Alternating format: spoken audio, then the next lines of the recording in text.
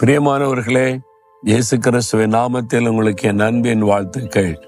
இந்த மாதத்தின் கடைசி நாள்ல வந்துட்டோம். அடுத்த நாள் புதிய ஒரு மாதத்தை நம்ம பார்க்க போகிறோம். ஆண்டவருக்கு ஸ்தோத்திரம்.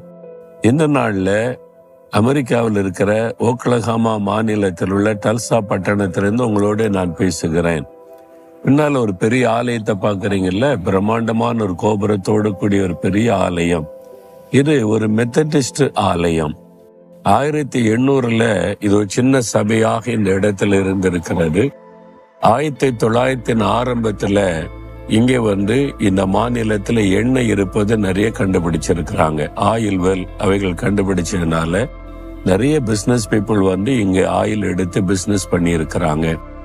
அவர்கள் ஆண்டவருக்கு நன்றி உள்ளவர்களாக இவ்வளவு பிரம்மாண்டமான ஒரு ஆலயத்தை கட்டி இருக்கிறாங்க. 1929 இந்த ஆலயம் கட்டி முடிக்கப்பட்டு இருக்கிறது. அப்ப 1930 ஒரு பெரிய பொருளாதார பாதிப்பு அமெரிக்கா முழுவதிலும் வந்திருக்கிறது. அந்த சமயத்துல இந்த ஆலயத்தின் பராமரிப்பு காரியங்கள் தடைபட்டு விடக்கூடாது என்று இந்த பட்டணத்திலிருந்து ஒரு சகோதரி தங்களுடைய பெரிய வீட்டை விற்று அந்த பணத்தை இந்த ஆலயத்துக்கு கொடுத்துட்டு ஒரு சின்ன இடத்துல இப்ப அவங்க குடியிருந்திருக்கிறாங்க.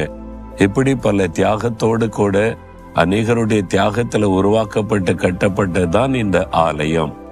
அதில் இருந்து கொண்டு உங்களோட நான் பேசுகிறேன். சரி, இன்றைக்கு ஆண்டவர் எனக்கு என்ன வார்த்தை வைத்திருக்கிறார் என்று நினைக்கிறீங்களா? பிலிப்பியர் 4:19 நம்முடைய தேவன் தம்முடைய ஐஸ்வர்யத்தின்படி நம்முடைய குறைவை எல்லாம் நிறைவாக்குவார். அதான் வாக்கு தத்தம். உங்கள் குறைவை ஆண்டவர் நிறைவாக்குவார். இந்த மாதம் முழுவதும் நிறைய காரியத்துக்கு ஜெபிச்சோம். நிறைய காரியத்தில் ஆண்டவர் அற்புதம் செய்துட்டார். இன்னும் ஒரு குறை இருக்குது. இந்த ஒரு காரியம் நடக்கல. இன்னும் சரீரத்துல ஒரு ஆரோக்கிய குறைவு ஏற்பட்டு விட்டது, அது சரியாக்கப்படல. பொருளாதாரத்துல ஒரு குறைவு வந்து விட்டது, அந்த தேவை சந்திக்கப்படல. இந்த மாதிரி குடும்பத்துக்குள்ள ஒரு குறைவு வந்து விட்டது, வேலையில ஒரு குறைவு, ஊழியத்துல ஒரு குறைவு ஏற்பட்டு விட்டது, அது சரி செய்யப்படலேன்னு கலங்கி நிக்கிறீங்களா? ஆண்டவர் இன்னைக்கு வாக்கு கொடுக்கிறார், உங்களுடைய குறைவு நிறைவாக்கப்படும். என்னால் தேவன் ஐஸ்வர்யம் உள்ளவர், ஐஸ்வர்ய சம்பன்னர். அவர் உங்களுடைய குறைவை நிறைவாக்குவார். எந்த காரியத்துல இன்னும் குறைவு இருக்கிறதோ அந்த காரியத்துல இன்றைக்கு ஒரு அற்புதம் நடக்கும். விசுவாசிக்கிறீங்களா? இந்த வாக்குத்தத்தை எனக்குரியது.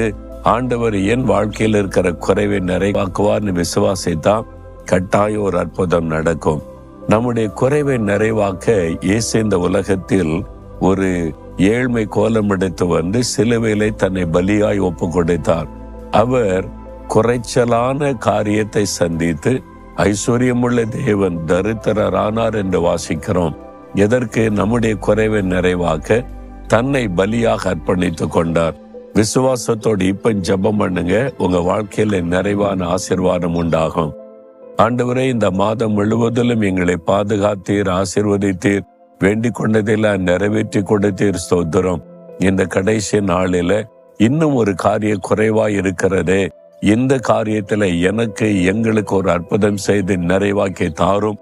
நான் விசுவாசிக்கிறேன், அற்புதத்தை எதிர்பார்க்கிறேன். இயேசு கிறிஸ்துவின் நாமத்தில் ஆமேன், ஆமேன்.